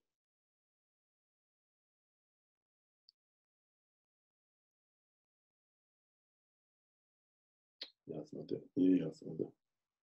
Ağır mı geldi?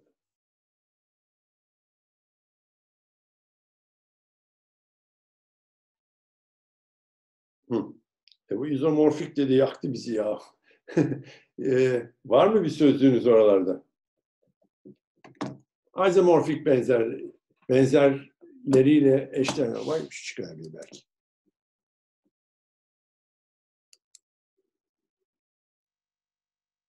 Bu da çıkaramadı. Ya neyse söyledim size işte benzerleriyle aynı türde olan demek. Türdeş demek. Türdeş demek. Türdeş demek. Isomorfik türdeş demek. Burada söylenen a single supermodel isomorphic böyle bir panacea gibi bir supermodel her şeye uygulanabilen yani bütün bu benzer türlere uygulanan tek bir modelimiz olabilir. Epistemologically pointless diyor. Ya böyle bir şey olamaz diyor. Yani elimde bir model var. Bütün bu isomorfik şeylere uygulanır. Bütün fiyat artışlarına bu model uygulanır. Yani o isomorfik değildir. Bütün fiyat artışları isomorfik değildir. Bazıları başka, bazıları başkadır. Tamam, anlatabildim mi bu farkı? Sanıyorum bu anlattı size. What is wrong with this development? Imagination, generalization by simplification. Now, this is also very important. If you are too empiricist, and if you're not thinking about, if you do not have any imagination, and out of empirical observation, if you generalize, then it would make things very simple, and you would not be able to get any development in your science. So one of the handicaps of number crunching is it makes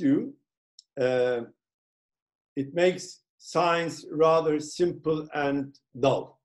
The right word is dull. It would make it very dull. Yes, no imagination, no significant development. Real computation versus intuition. That's what I told you. Yes, intuition is very important. Those econometricians, not at a level of developing econometric theory, but who are able to use MATLAB or SSRC, SSPS, or ESP, or TSP, or whatever there is on the packages, the Pesserand, Hashim Pesserand's package, whatever you use. They know how to write the code, perfect, but when they come, how to make the model, they need an economist, because that is important. That's why you will see that most of the publications are not single-authored. There is somebody who builds the model intuitively, and there is somebody who goes to the computer, finds the data, and imputes it into the computer and gets the results and bring it to the guy who has done the intuitive modeling. Yes, that's how it works. Which is superior? If you ask it like this, for accuracy, you need real computation. For the accuracy of results. For articulation, you need the second. If you over-rely on high abstraction, that's not good, because then you can't get any accuracy, any computation, any verification. Now, a very important development in economics or in science, or in our topic, economic science, has been AI. What is AI? Rebi, what is AI? Artificial intelligence. Perfect. Artificial intelligence. That's important because that provides us the superior technology or technique in economic science and in other sciences. The causal hypothesis, model specification, uniqueness of proofs are important. Now, we do a lot of model specification for our causal hypotheses. Now, we generally say uniqueness. The proof relies on uniqueness. It is unique. Is it unique? Is it the unique proof? Yes, it is a unique proof because that proof has that causality explanation, that model specification had initially started with an assumption of saying, assume A, assume B, assume C. Once those assumptions are done and the model is specified, it is a unique proof. Yes, that proof is unique to those specifications. So it's a kind of restriction of a priori to the number crunching. The worry of Popper, including to Popper, especially with respect to economics, that when economics was unchained from confrontation with recalcitrant nature, is increasingly anachronistic. Now, this is hard to understand. Let me explain what the concepts first. Anachronistic is a concept about time. It's about chronology. Anachronistic means something which does not abide, which does not comply to chronology. Yes? Anachronistic is against chronology, against the time sequence. Yes. Recalcitrant, probably don't know the meaning of this. Yes. You know what confrontation is. You know what unchained is. Unchained is zincirlerinden kurtarmak. Confrontation is çatışma. Recalcitrant means somebody who's very stubborn, who doesn't give up. Yes. Now, Popper said, once economics is unchained from confrontation with other disciplines, yes, and any controversies within itself, then it would become very anachronistic, very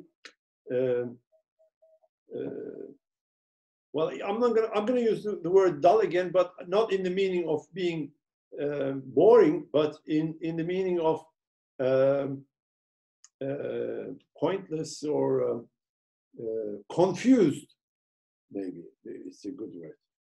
Yani Türkçe söyleyeyim, çünkü hakikaten anlatımı zor. Ekonomiyi kendi içinde ve başka dallarla çatışmalardan çıkarttığınız zaman, çünkü çatışmalar onları besliyor ve teoriler gelişiyor.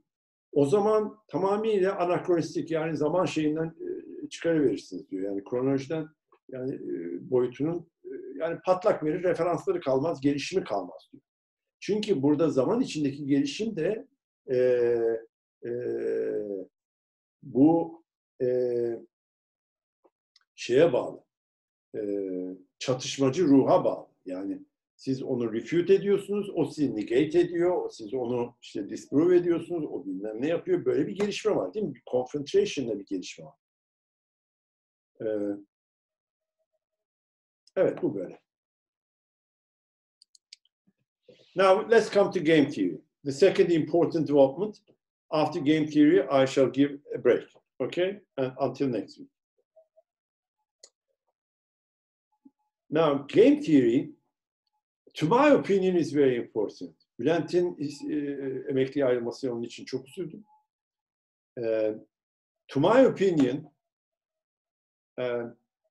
game theory, if well taught, both at undergraduate level and to a certain extent at postgraduate level, is very important in understanding microeconomics. It can't be used in macroeconomics, but it can be used in political economy. I do believe that in political economy, it's very fruitful. In international relations, they use game theory, and they use it in very successfully in sorting out national strategies between countries. You need naturally mathematics for game theory. So it's mathematical microeconomics. In a kind of game theory is mathematical microeconomics. Now, game theory was rather widespread in IO, industrial organization, or industrial economics. The good question is why? Why did it develop rather in macroeconomics, and why in IO? Why not in a competitive equilibrium?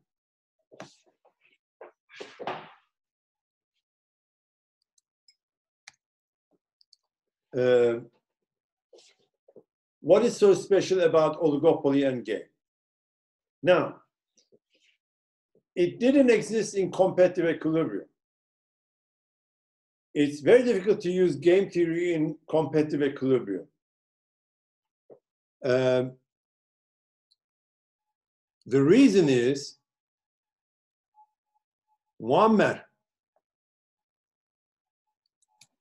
Yes. Muammer, you are here. Tell me, why is it difficult to use game theory in competitive equilibrium?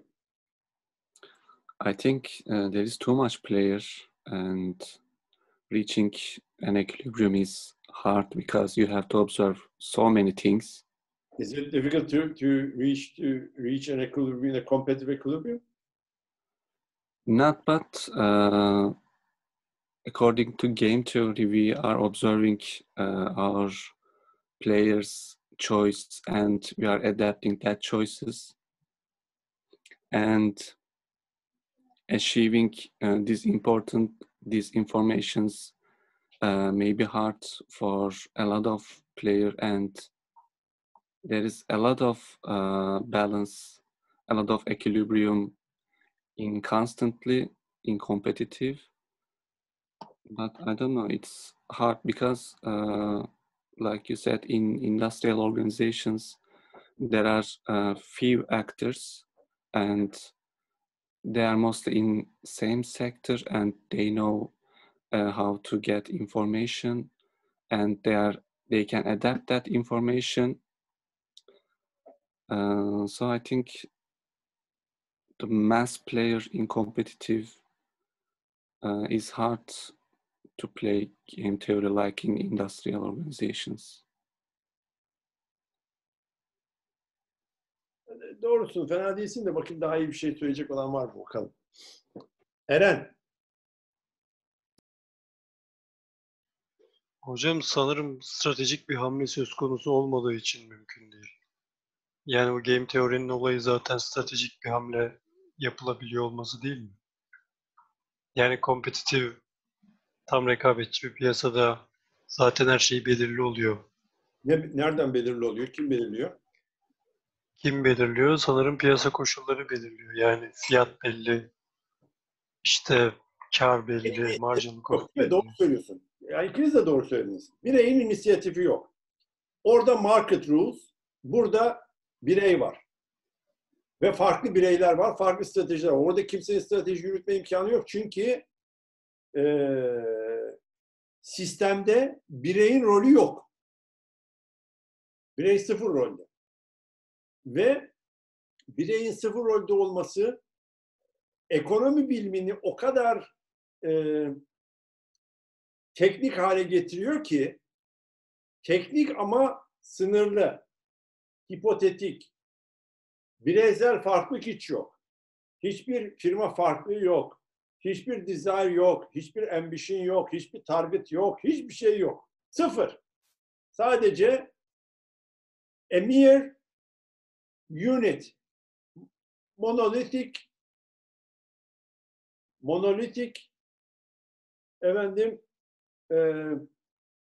unit. Bütün agentlar. Oradan game yapamazsın. Ama hangisi general equilibrium mu? Game theory mi realistik? Game theory realistik. Neden? Çünkü competitive equilibrium yok zaten.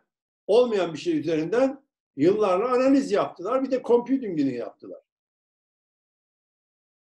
Ama çok scientific gözüktü. Acayip hoş gözüktü. Baktığın zaman alfa, beta, gamma, türev, ikinci türev, 8, her şey var yani. Ne istersen var. Linear, non-linear. Ne istiyorsan. Yani istiyorsan stokastiğini de koy yani. Var yani. Var, dolu var. Yani her şey var. Yok. Ama realistik değil. Game theory daha önemli bir realizm üzerine depend ediyor. O ne? O da inexistence of competitive equilibrium. Ve bununla yetinmiyor ve diyor ki agentlar arasında farklı stratejiler var diyor. Ve farklı durumlar ve farklı information'lar var diyor. Mesela asymmetric information var diyor. Player A ile Play B arasında information farklılıkları var diyor. Bu başlı başına çok önemli farklı. Sadece game theory'nin her subject'e, social science subject'ine uygulanmaması gibi bir durum var ki bu makalede yer alıyor ama bu çok doğru değil.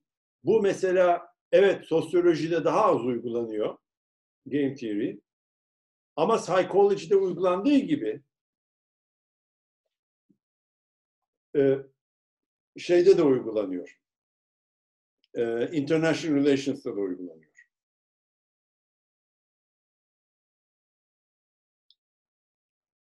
One criticism towards game theory is not it wasn't so productive in sweeping all the theoretical generalizations. Now, it couldn't clean all the theoretical generalizations in economics, like the equilibrium theory and so on. Why not? I mean, in game theory, there is, again, one assumption. What is that assumption? What is the objective of the game theory?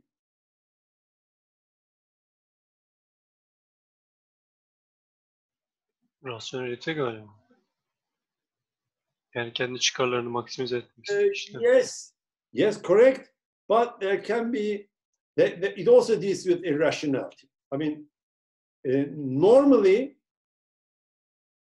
assumes that there should be rationality, but if there is an irrational in the analysis, if it makes a mistake, then there is a correction mechanism. But the more important one is, which I want to underline in game theory, is that there is an equilibrium which they try to get into. And that equilibrium is called what? Nash equilibrium. Nash equilibrium. Exactly. They try to get into Nash equilibrium. All the games, you play and playing repetitive times, and then you try to get into Nash equilibrium. The ultimate solution is Nash equilibrium. Yes?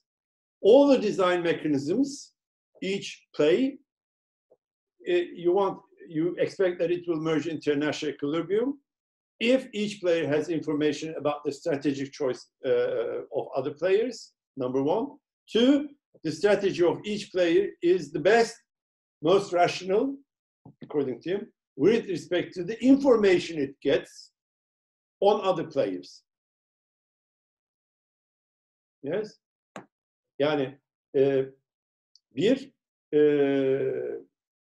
bir enformasyonum var başkaları hakkında, iyi ya da kötü, ama benim bir enformasyonum var. Ve bu aldığım enformasyona göre, öbür oyuncuların yapacaklarına ilişkin aldığım enformasyona göre en rasyonel davranışta bulunur. Bununla da repetitive games, design of the game, repetitive games ve bir Nash equilibrium'a ulaşıyorum. Burada Pareto neresinde game theory'nin? Burada koymuş muyum Pareto'yu? Niye koymamışım Pareto'yu?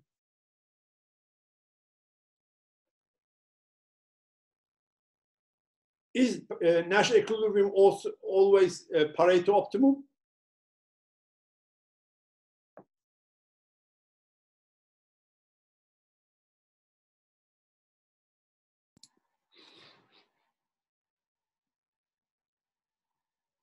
Philosophy of Economics derslerime bekliyorum. Orada bir konumuz var böyle. Bunu yapacağız orada. Gelin katılın. Tamam. Orada çünkü bir game theory'miz var. Complete lesson on game theory. Not necessarily. Söyleyeyim. Ama orada göreceğiz.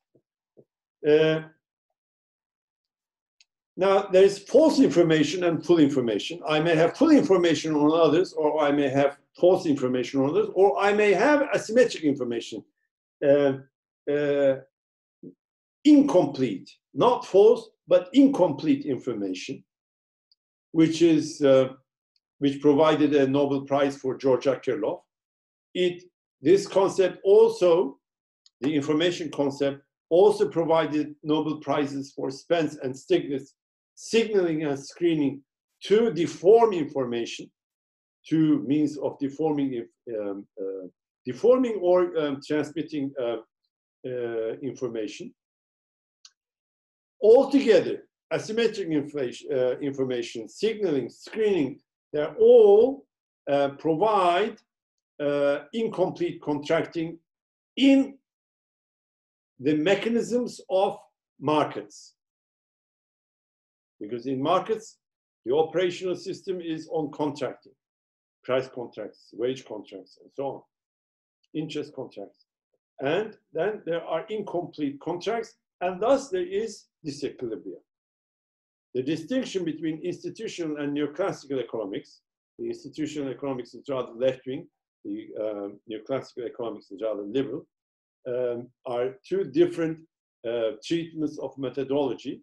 As you know, neoclassical approach is basically depending on utility functions, that all utility functions are stable. In other words, the utility of individuals do not change. They're exogenous in games. They have constant, stable, fixed utilities. Because within the game, within the analysis, if utility changes, then it becomes so dynamic that you can't get to internal equilibrium. But in the institutional ones, the structure of games are determined by institutions. So nothing is depending on the market, but it's the institutions which model the operation, which structure the operation. Now, I think I should leave here. We should talk about interdisciplinarity. And there should be a fourth one. What was the fourth one? Experimentation, yes. We shall talk about interdisciplinarity and experimentation next week. Again, I shall teach, but you must, in the meantime, prepare Tony Lawson and other topics, ontological topics about Tony Lawson. I'm afraid we may need to go. We were going to meet every 2 weeks, but for a few weeks we shall, for recovering, we shall meet every week, okay? On Sunday. Sokağa çıkma yasağı var nasıl olsa çok büyük bir şey fark etmeyecek, tamam? Hava da kötü. Hava çok iyi olursa sokağa çıkma yasağında lebalep dışarı çıkmak istiyorsanız o zaman ders yapmayız. Tamam. Tamam mıyız? Ben de diyorum bu sınıfta 6 kişi 7 kişi gözüküyor. Meğersem 8 kişiymişiz. Ne diyorsun? Bir kalabalık biraz. Ha? O anladı mı anlamadı mı? Anlamadıysa bir daha tekrar edeyim. Hiç elde kaldırmadı.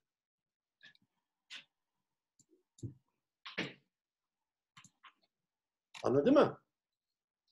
Tekirden bahsediyorum. Biliyorum anladım. Bir yandan onunla şey yapıyordum da sıçrıyor oraya buraya. Aynen, O yüzden kamerayı da kapamak zorunda kalıyorum kısmen. İyi anlamadığından adam şey diyor. Anlamadığım taraflar var diyordur. Olabilir. Hadi bakalım. İyi pazarlar. Var mı bir şey sormak? Var mı sormak istediğiniz bir şey? Yok. Hı? Bence şöyle bir şey söyleyeyim. Anlattıktan sonra okursanız daha iyi olur. Bu tam böyle Tony Lawson ontoloji ile alakalı değil mi? Ontoloji de zaten Philosophy of Economics ile ilgili. Tony Lawson'la ilgili şunu söyleyeyim. Cambridge'de halen kerata ben yaşlarda falan gözüküyor. Eğer daha da gençse daha da kahrolacak. Çünkü şu anda İngiltere'de ontolojide number one adam. Sadece ontoloji ve felsefe dersi değil, biraz political ekonomiye yakın dersler de veriyor. Ama tabii o çapta olabilmek için demek ki daha genç yaşlarda felsefeye girmek lazım yani. Yaratabilmek için, çıkarabilmek için. Kolay olmadığını düşünüyorum. Şunu söyleyeyim size. Türkiye'de iktisat felsefesiyle ilgilenen ben tanımıyorum. Yani direkt sadece bu konuyla ilgilenen kişi tanımıyorum. Yazıpçıdan adam da tanımıyorum. Ben de iktisat felsefeciyim. Biliyorsunuz. Ben aslında bir monetary ekonomistim. Ama her baba yiğitin de bu konuya girebileceğini sanmıyorum. Onu da söyleyeyim yani çünkü ya bilmek lazım her tarafını yani. Sağını solunu iyi bilmek lazım ekonominin. Zor. Zor. Ve benim için de çok zor. Zannetmeyin ben çok özel bir kişiyim. Ben 10 senedir ekonomiden uzaktım, siyasetteydim. Onun için dönüşüm daha da zor oldu. Ama ben işte background'da kurtarıyorum. Ama iktisat felsefecisi olmanızı bu yaştan tavsiye etmem. akademik kariyerde kalacaklar için böyle bir dersi almak iyi olmuştur. Refreshing'dir. Zihin açıcı bir ders. Böyle her şeyi yerine koyan bir ders. Şimdi tabii ekonometri, matematik zamanı filan bu yaşta. Ama daha ileride ilginiz olursa tabii ki yani neden olmasın yani. Hele akademik kariyerde kalanlar için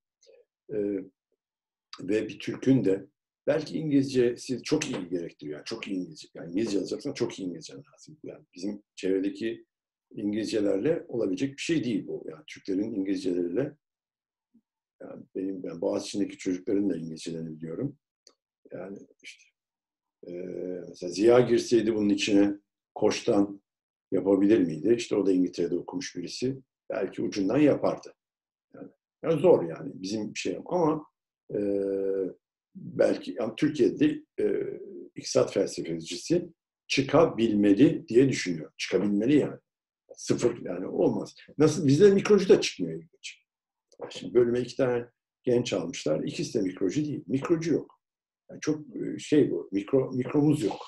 Halbuki böyle yurt dışına bakarsanız bölümlerin %55-60'ının mikrocudan oluştuğunu görüyorsunuz.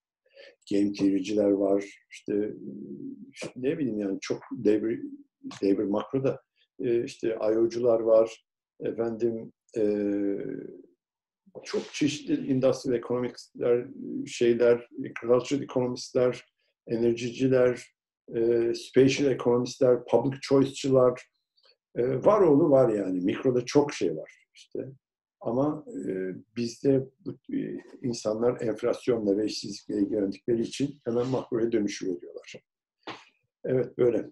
Hadi bakalım şimdi coffee time veya öğlen yemeği zamanınız mı geldi? Artık hangisiyse. Onu güzel güzel yiyin. Gelecek hafta devam edeceğim. Bunu bitireceğim. Sonra Tony Lawson'la sizlerle devam edeceğiz. Tamam mı? Şeye katılın. Pazartesi günü Philosophy ve Economics'i ağır gittiğimiz için bir tane telafi dersi yapacağım. Size yolladım.